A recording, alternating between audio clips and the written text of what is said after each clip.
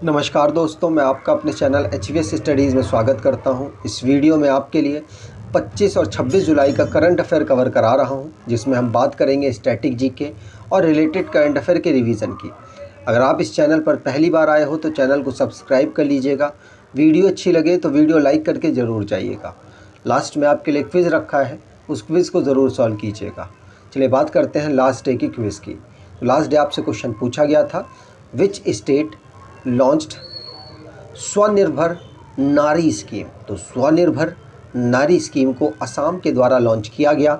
याद रखिएगा, D option है और आप सभी ने आंसर सही दिया था और डिटेल में दिया था।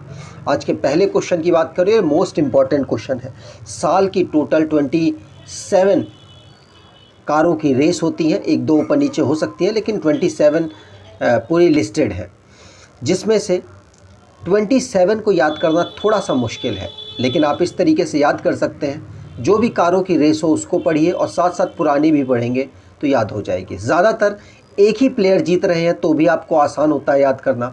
इस क्वेश्चन को पढ़ते हैं, who wins the title of 2022 French Grand Prix. 2022 की फ्रेंच ग्रैंड प्रिक्स का खिताब किसके द्वारा जीता गया?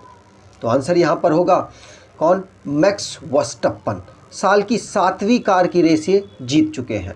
याद रखिएगा, 7 कारों की रेस इन्होंने जीती है, बाकी सिर्फ 3 प्लेयर अभी तक लाइमलाइट में आए हैं। मैक्स वर्स्टप्पन याद रखिएगा रेडबुल चलाते हैं और नीदरलैंड से ये बिलोंग करते हैं। ये है पूरी कारों की रेस, जिसमें से चार्ल्स लेक्लेयर ने 3 जीती हैं। एक तो ये वाली हो गई और एक ऑस्ट्रेलियन और ऑस्ट्रियन, कहाँ गई? ये रही। ये 3 कारों की रेस चार्ल्स लेक्लेयर के द्वारा जीता गया है। याद रखना है, चार्ल्स लेक्लेयर की बात करें तो मोनाको से बिलोंग करते हैं और फरारी चलाते हैं, ठीक है। और बात करें सर्जियो पेरेस, सिर्फ कारों की एक ही रेस जीते हैं, ये रेडबुल चलाते हैं और मेक्सिको से बिलोंग करते हैं, ठीक है। और एक है चार्ल्स सेज जूनियर, जो कि स्पेन से बिलोंग करते हैं और फरारी चलाते हैं। इन्होंने ब्रिटिश ग्रैंड प्रिक्स को जीता है और जितनी भी कारों की रेस हुई हैं सबको मैक्स वर्स्टप्पन ने जीता है। आप देख सकते हैं, मैं इसका कलर अगर आप चाहें तो चेंज कर लेता हूं, जिससे कि आपको थोड़ा सा अलग महसूस हो। सऊदी अरेबियन ग्रैंड प्रिक्स को मैक्स वर्स्टप्पन ने जीता, एमिलिया रोमांगना ग्रैंड प्रिक्स को मैक्स वर्स्टप्पन ने जीता, मियामी ग्रैंड प्रिक्स को मैक्स वर्स्टप्पन ने जीता, और उसके बाद स्पेनिश ग्रैंड प्रिक्स को मैक्स वर्स्टप्पन ने, अजरबैजान ग्रैंड प्रिक्स को मैक्स वर्स्टप्पन ने, कनेडियन ग्रैंड प्रिक्स को मैक्स वर्स्टप्पन ने, उसके बाद आई फ्रेंच ग्रैंड प्रिक्स को मैक्स वर्स्टप्पन ने जीता है। तो 7 कारों की रेस मैक्स वर्स्टप्पन के द्वारा जीती गई हैं। याद रखेंगे, याद रखिएगा, भूलना बिल्कुल नहीं है।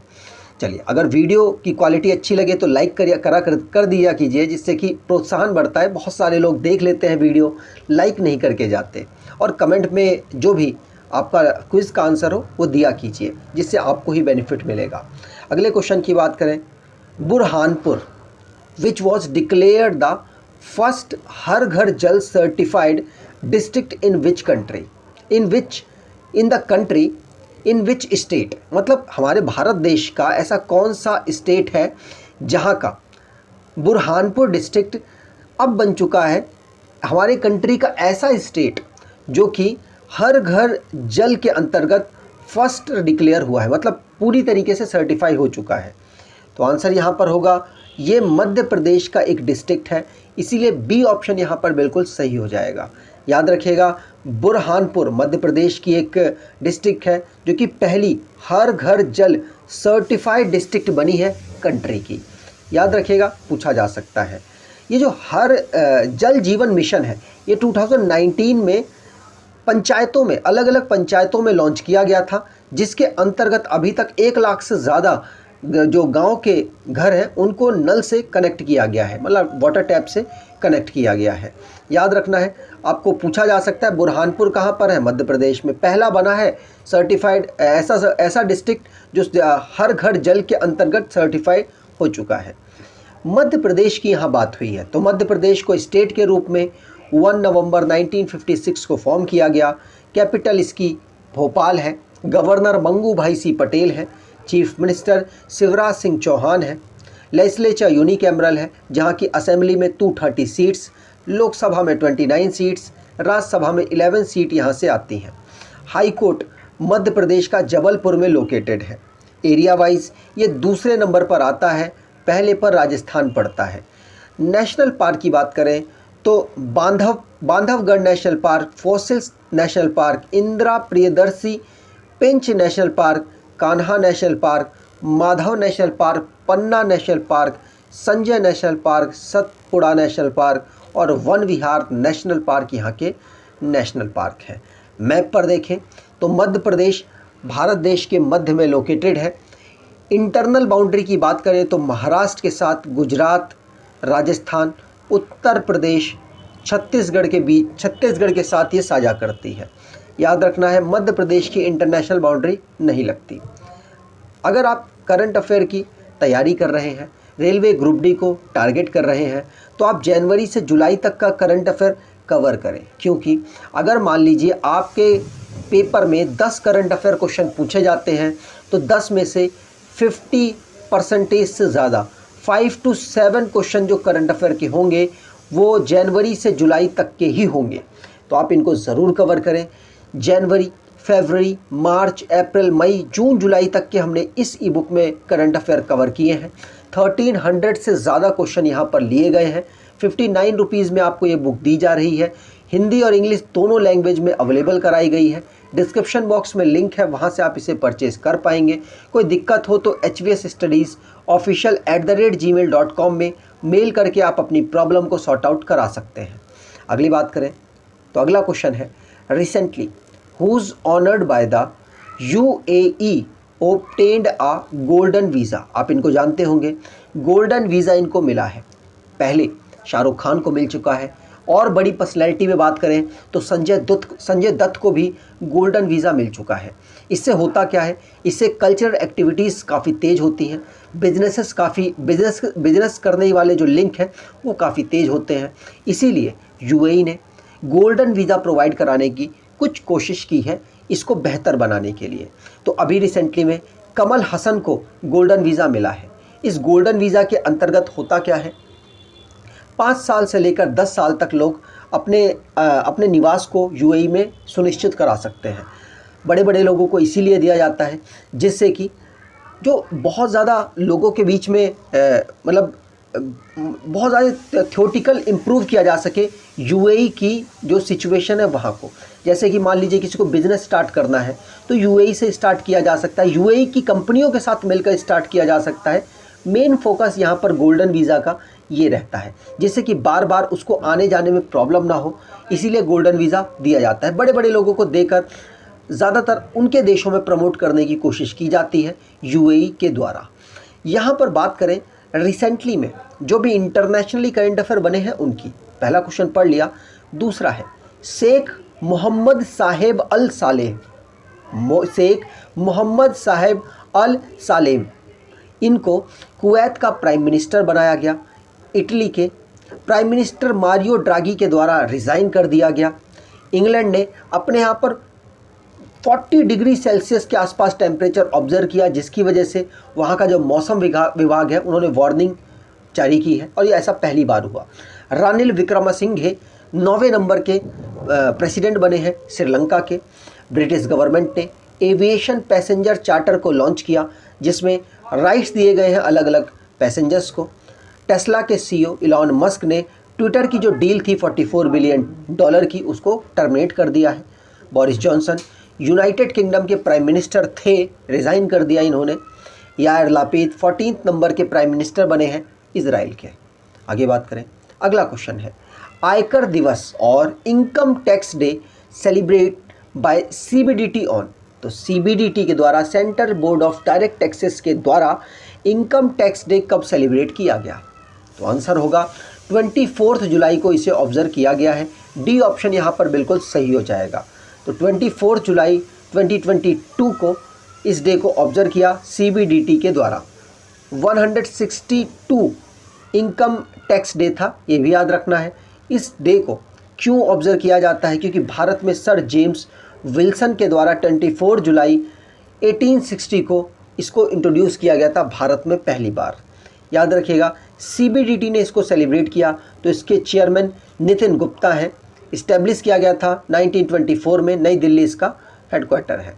आगे बात करें, अगला क्वेश्चन है who is appointed as CEO of VI।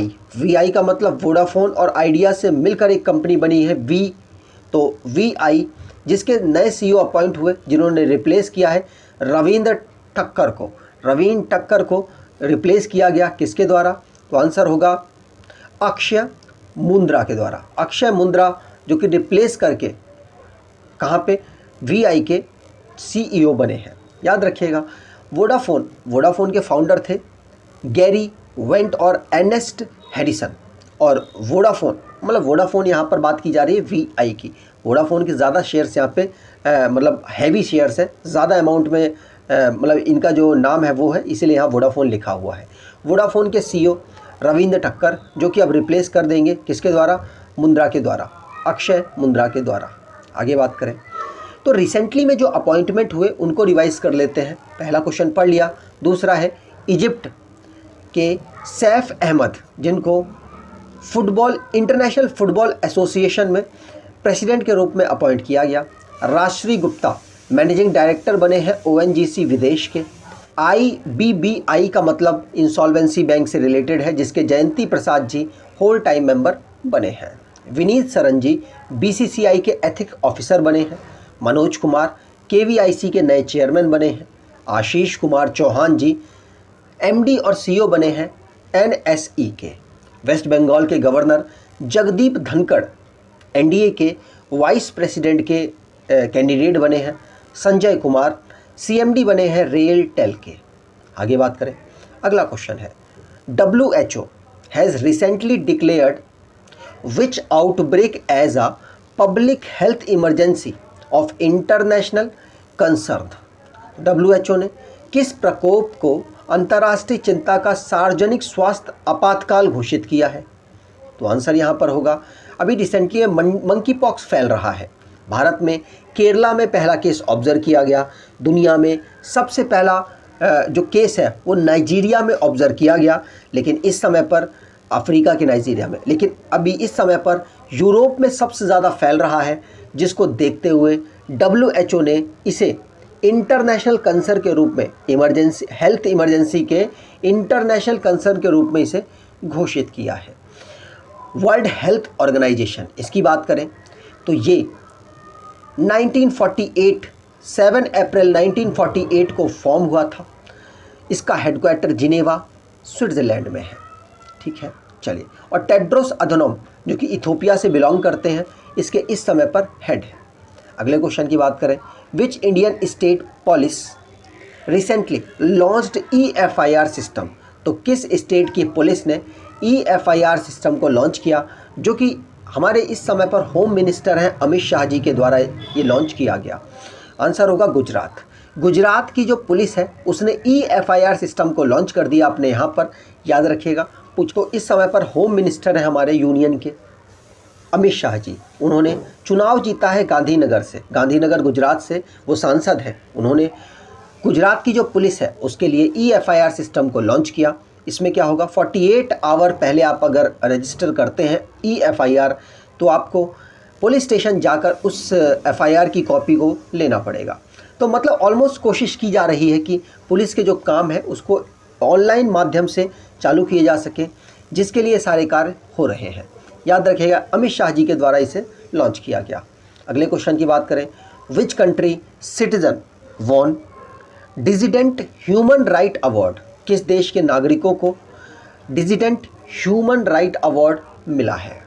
Answer होगा ये यूक्रेन के नागरिकों को मिला है। वैसे आपको बता दूं, यूक्रेन के नागरिकों ने बहुत बहादुरी पूर्वक रशिया की जो अटैक है उनको झेला है।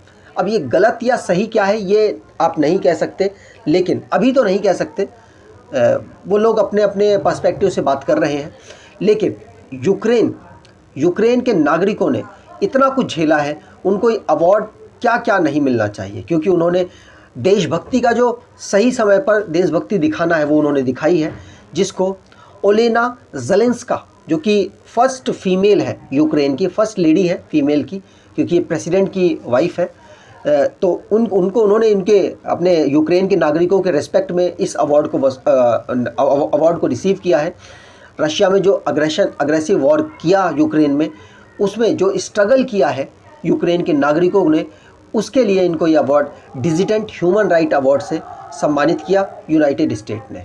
आगे बात करें, अगला क्वेश्चन है, Neeraj Chopra wins which medal in the javelin at the world championship. तो वर्ल्ड चैम्पियनशिप जहां पर नीरज चोपड़ा के द्वारा कौन सा अवार्ड जीत लिया गया। तो लगातार जीत दर्ज कर रहे हैं, मेडल कभी गोल्ड कभी सिल्वर इनको मिलते हैं। इसमें इनको सिल्वर मेडल मिला है। आपको बता दूं, इन्होंने बेस्ट थ्रो यहाँ पर इनका नहीं था, लेकिन जो भी था उसमें इनको सिल्वर मेडल इनको प्राप्त हुआ। 88.13 मीटर का थ्रो किया इन्होंने और उसमें इनको सिल्वर मेडल प्राप्त हुआ। जो गोल्ड मेडल प्राप्त करने वाले पर्सन हैं एंडरसन पीटर्स है। एंडरसन पीटर्स ने यहाँ पर गोल्ड मेडल प्राप्त किया 90.54 मीटर का थ्रो करके। और जिनको ब्रॉन्ज मेडल मिला वो जाकूब वादलजेक हैं, जिनको 88.09 का जो थ्रो उन्होंने किया और उनको ये मेडल मिला है। याद रखना, नीरज चोपड़ा को वर्ल्ड चैम्पियनशिप में कौन सा मेडल मिला? सिल्वर मेडल मिला। कौन सा? Silver medal. याद रखिएगा, पूछा जा सकता है आपसे। आगे बात करें तो अगला क्वेश्चन है आपके लिए क्विज। तो which filmmaker honours with JC Daniel award 2022। तो जेसी डैनियल अवार्ड किसको मिला है? आंसर होगा जेसी डैनियल अवार्ड जिसको मिला है वो आपको कमेंट बॉक्स में डिटेल में आंसर देना है। अगर आपको ये वीडियो अच्छी लगी है तो आपसे अनुरोध है, वीडियो को लाइक कर दीजिएगा, चैनल को सब्सक्राइब कर लीजिएगा और एटलीस्ट अपने कुछ दोस्तों तक वीडियो को शेयर ज़रूर कीजिएगा। धन्यवाद।